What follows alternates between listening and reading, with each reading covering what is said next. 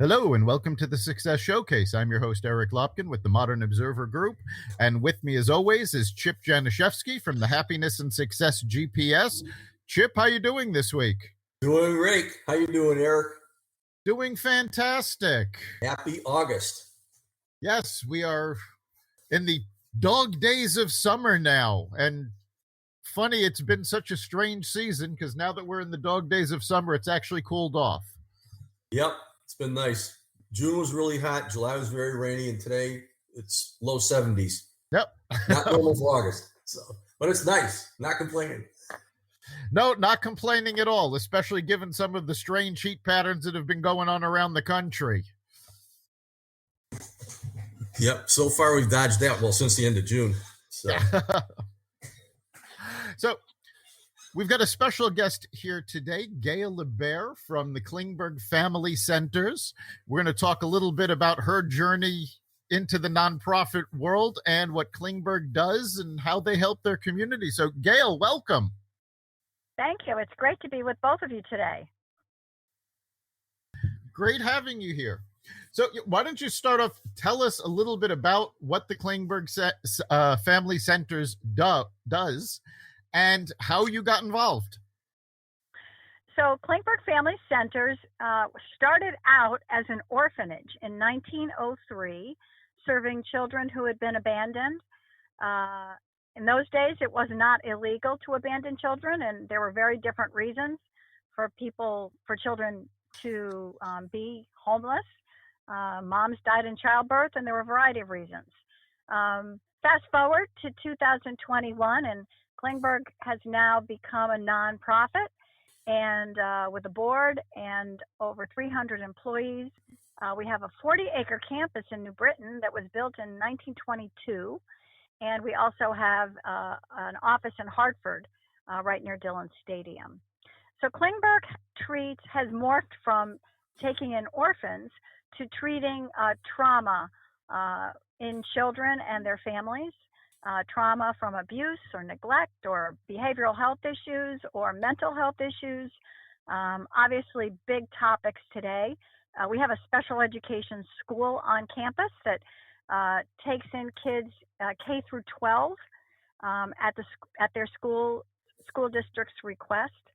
We've also have an outpatient clinic, foster care and adoption programs, over 20 different programs to help address the problems and the issues that children face when they've been affected by trauma.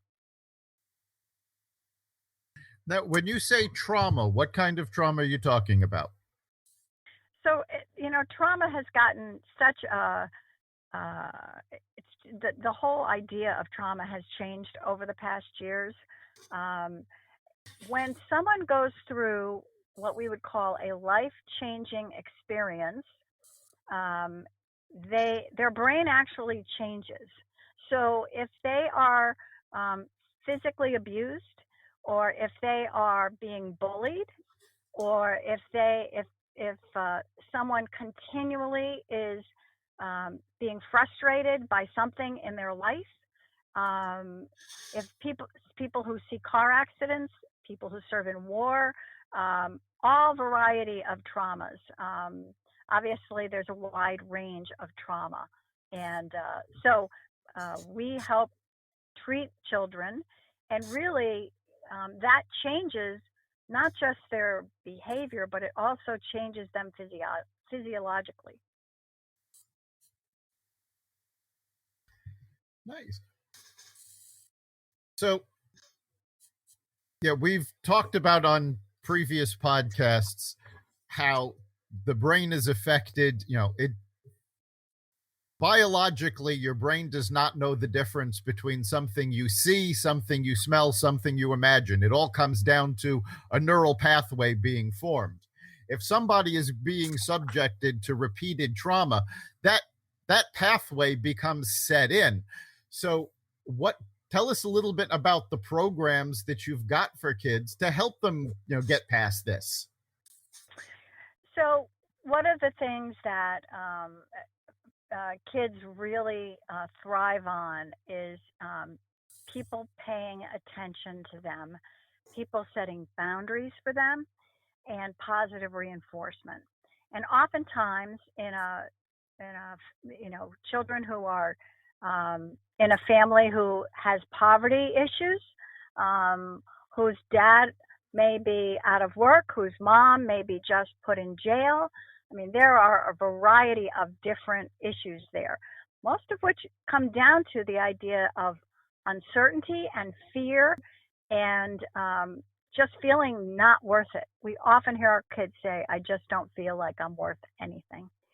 And so what we do with a variety of different techniques based on what the issue is and what the family situation is, we change that track, if you will, as you mentioned, to produce more positive, Chip, this is right down your corridor, that positive reinforcement, that positive, giving people a sense of what they're good at.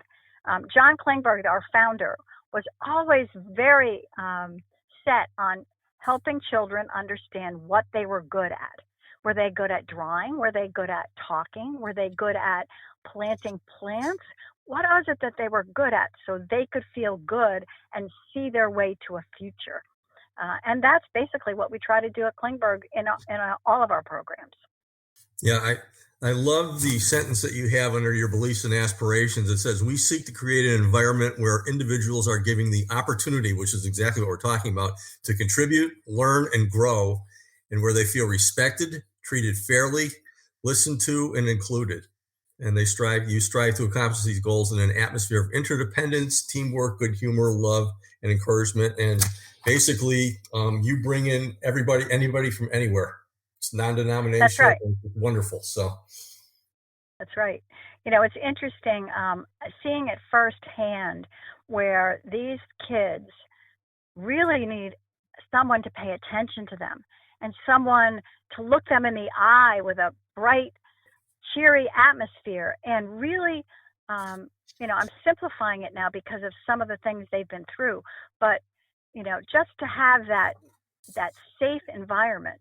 Again, a John Klingberg back in the 1903, just to feel safe and not feel endangered is really breaking those. We're trying to break those barriers so that they can see their way to a bright future. Yeah, and just to give our listeners some historical perspective, when the organization was started, the state of Connecticut did not have a Department of Children and Families. All of the work that's done by Connecticut Social Services were done by nonprofits like Klingberg. In fact, back then, I've mentioned a number of times on this podcast that I'm on the board of directors of the Connecticut Humane Society. And we always think of the animals with Connecticut Humane, but back then we dealt with people as well. And organizations like CHS, like Klingberg, were doing the job that the Department of Children and Families now takes care of. That's so true. It's so true. It's amazing. And one of the treats that our department works with is people who come back now being an adult, who lived in the home. We had residential treatment services up until about 8 years ago. And so to see those people come back and reminisce and to hear what they're doing now and how the work that we have done with them helped, it's just very, very rewarding. I'm sure it is. And of course, your work with the kids, it's not just your job. You're also an adoptive mom, aren't you? I am. And that's, one of the reasons why the mission at Klingberg speaks so true to my heart. Decades ago, my husband and I decided we wanted to adopt a child. And we were older children. We were oldest in our family history, in our own families. And we felt like we didn't need to have babies, but we wanted to help out some kids who maybe didn't have a good family. So we started searching, and we adopted our first daughter when she was 12 and a half. Now, I admit that I didn't think I'd be adopting a 12-and-a-half-year-old. Probably one of the most difficult ages in my own personal life, but we did.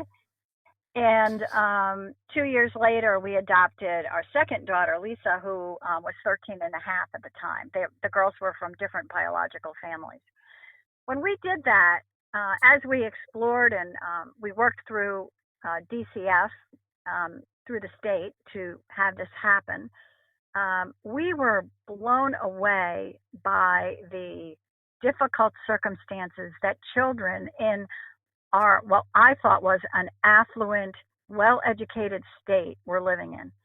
It was unbelievable to us.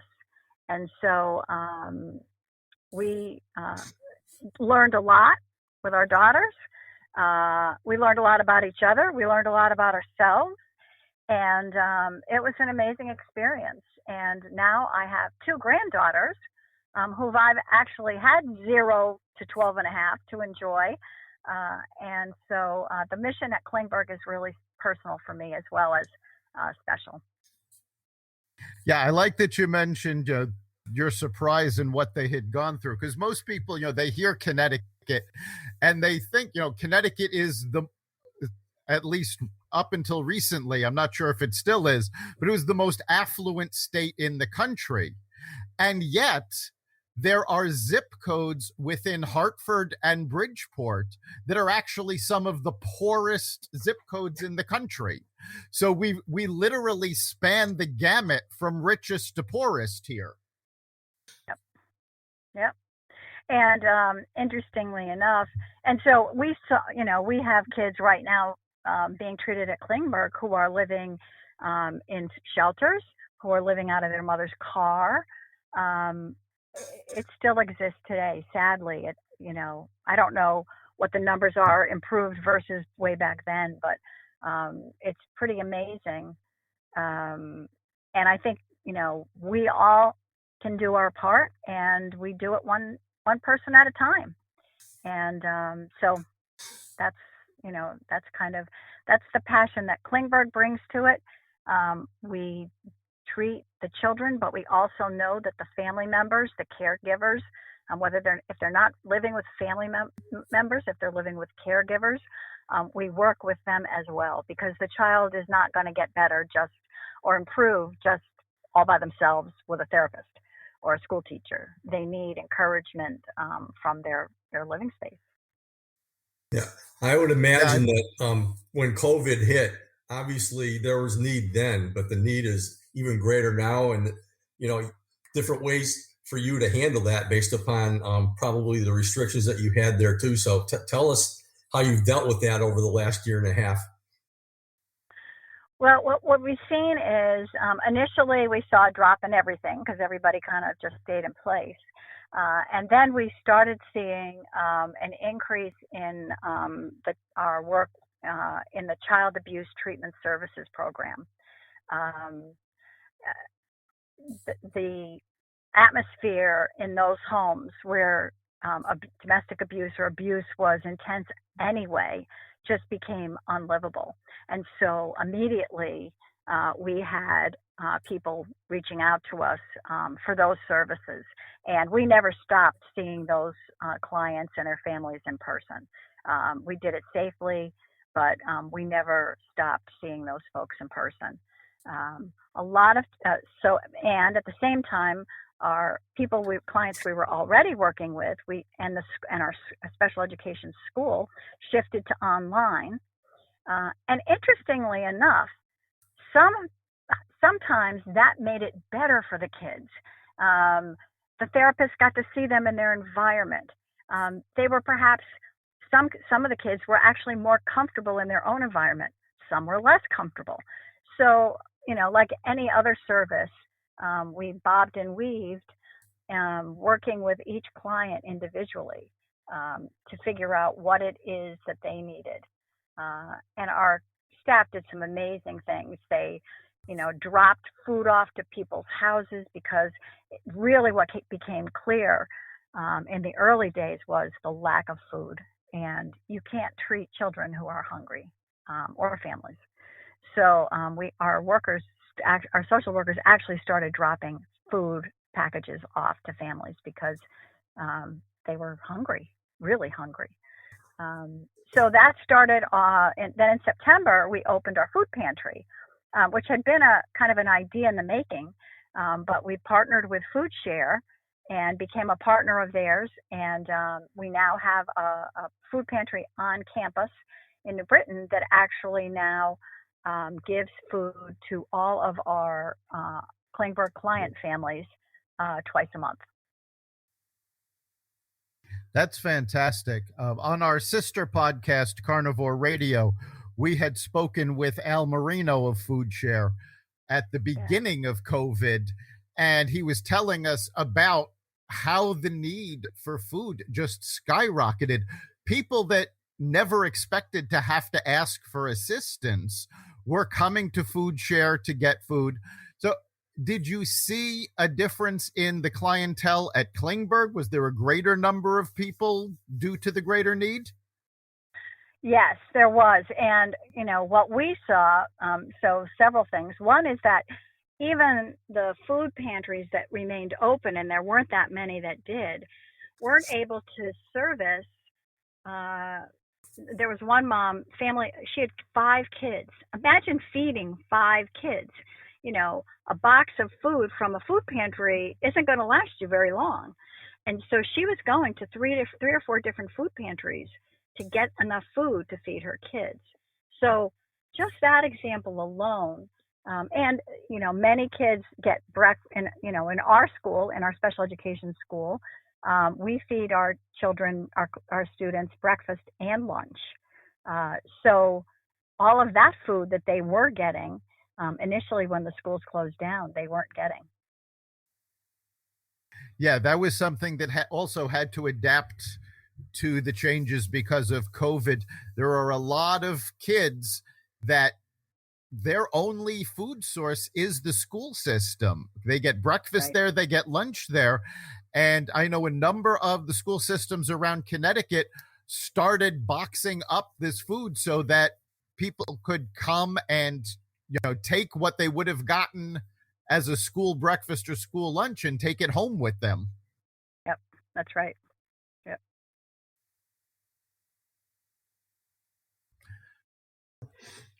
So now, in our conversations prior to this, you also had mentioned the Great Hartford Marketplace as some place that you have a special fondness for. What is this, and why are you so excited about it? Well, I'm excited. I love Hartford. I've spent my whole career working in Hartford. I started at Sage Allen Department Stores. Many people remember Sage Allen, and I was in the merchandising team. So not only was I worked downtown, right on Main Street there, but I also got to travel the branches, Wethersfield and Windsor and Vernon and West Farms. I opened West Farms, and on and on and on. After that, I was in advertising sales, and I actually got to know a lot of businesses, small and large businesses in our region. I still drive by them today and say, "Oh, he bought advertising from me. I remember that nice guy." And then shifting gears, I was fortunate to work at the Hartford Business Journal and became publisher midway in my career there. And again, met so many wonderful business owners. And it's just been a joy. I think our market is the perfect size.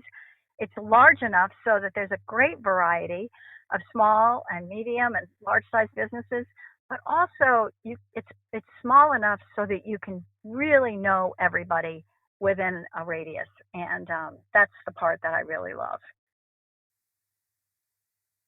Yeah, looking at your programs and services, it looks like you have a volunteer youth mentoring program. Yes. Mm-hmm. That's how the general public can, I mean, obviously you got to screen people and whatever, but I mean, taking a look at that, and are there other ways that the general public can get involved? You said you had 300 employees, but I mean, how can we help out? Well, one of the ways, one of the big needs is foster families. And so believe it or not, if you can be a foster grandparent, you don't have to be just a foster parent. But foster families right now are in need. I think the number is 120 kids are looking for permanent homes right now and need to be living somewhere. And so the need is great. If you know of anyone who might be interested, or you yourself are kind of interested and intrigued, our agency works with prospective parents, foster parents, and helps you understand what the commitment is, helps you prepare. There's an education component to it, but after the placements are made, there's a support system that's really, really wonderful. So it's not just, here you go, good luck. It's really walking you through every step of the way and helping you engage your foster children in a way that's positive for your family and also for you, and then also for the child or youth. That's great. Now, you also have something called Klingberg Nexus, which I believe shut down during COVID, but tell our listeners a little bit about what the Nexus is and if you will be reopening it. So Nexus, sadly, was one of those things that it was a great idea that COVID just stopped for a while. We expect to reopen it hopefully in the fall. Nexus is our conference center. We were given money in a state bond to convert the old dining hall that the children ate in. You can imagine what that looked like with the linoleum and the paneling and everything. We redid that, and one of the other rooms that was used as a kind of a leisure room, and created a state-of-the-art conference room with smart screens with touch, and a lot of interconnectivity. And the purpose was to create an income stream as a nonprofit to support our mission. And we're excited that we have a beautiful outdoor campus as well that can be used. So the conference center is really meant to get income to support our mission with children and families.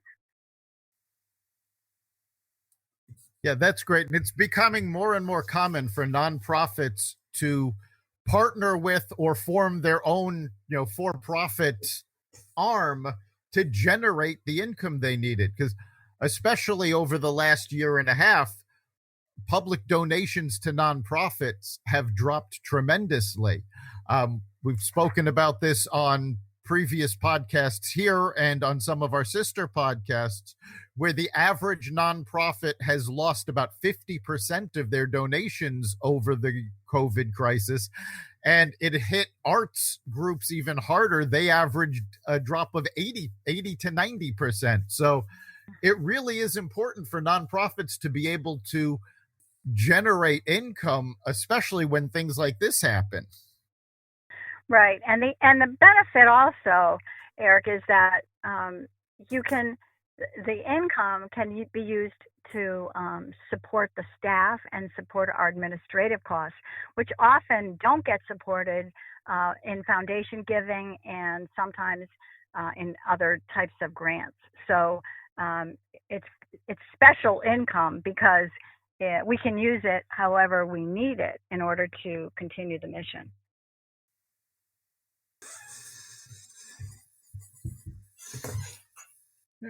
So now, as we're sort of coming out of COVID, and there's talk about some restrictions having to be put back in place because of the Delta variant, what does Klingberg see for itself over the next 6 to 12 months? How are you adapting, and where do you think the organization's going? Well, we see that the recovery is going to happen slowly. We are a very conservative organization, so we don't do things quickly. We're the conservative Yankees that John Klingberg, our founder, would be proud of. But having said that, we're really looking for new ways to help people who have either been displaced or are struggling with the COVID, the effects of COVID. In terms of reopening, we've kind of reopened program by program. Our school has been fully functional since last October, with a couple of weeks exceptions because of people being in quarantine. We've been open the whole time. We have summer school going on right now that's just about done. And while our census has been down a little bit, we anticipate that in the fall, school systems are going to come back into full mode again, and they're going to see the need to send some of their students who can't tolerate a traditional school setting to send them to us, and then we help the students work through their issues, find new ways, and then send them back to their school system. So we're working with that. We think the food pantry will expand because more clients will hear about it. You know, communication is everything, and we think that will continue to grow. Our group homes we have three group homes, and they are increasing in client base as well. And our outpatient clinic has been busy all along, and our abuse services programs have been busy all along. So we think that things will gear up really quickly in the fall. Great. We're just about at the end of our time. So if somebody wants to get involved with Klingberg, or if they require services from Klingberg, how can they get more information?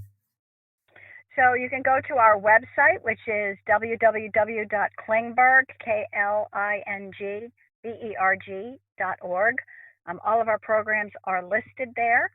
And, one of the great ways to get to know our organization better, if you're interested in perhaps a corporate support or donor support, we'd love to have you come and visit and take a tour so that you can really see the work that we do firsthand. Excellent. So, Chip, what do you think the big takeaway for our listeners is this week?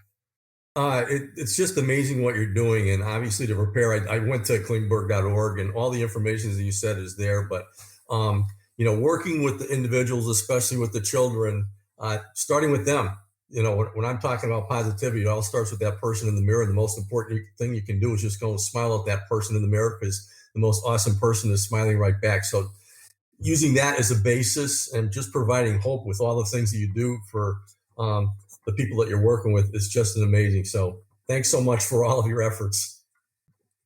Thank you. It's great to be sharing it, and I appreciate the opportunity to shed some light on Klingberg. And we're glad you could take the time to be with us. I think for me, one of the big takeaways was how the situations you're dealing with really did persist and in some cases got worse during COVID. But your focus isn't just the child, it's also the family, so that you're dealing with these situations holistically.